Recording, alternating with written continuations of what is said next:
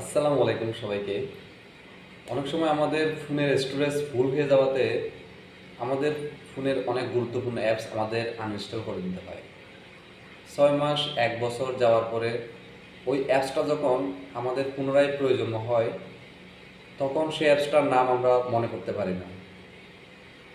আপনি চাইলে আপনার ফোনে যত অ্যাপস আপনি ইনস্টল করছেন, পরে আনইনস্টল করে দিয়েছেন, বর্তমানে আপনার সেই ফোনের অ্যাপসটা আপনার প্রয়োজন হচ্ছে, সেটা আপনি চাইলে আপনার ফোন থেকেই খুঁজে বের করতে পারবেন এবং চাইলে ইনস্টল করে নিতে পারবেন। প্লে স্টোরটি ওপেন করবেন, আপনার প্রোফাইলে ক্লিক করবেন,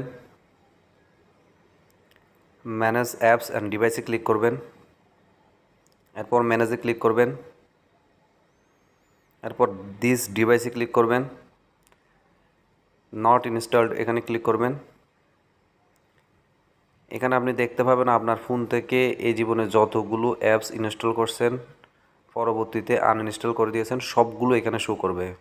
কোনো অ্যাপস যদি আপনার প্রয়োজন মনে হয় সেই অ্যাপসটা আপনি পুনরায় ইনস্টল করতে পারবেন। তার জন্য এখানে ক্লিক করতে হবে যে কোনো অ্যাপসে, তখন সেটা ইনস্টল হওয়ার জন্য শো হবে।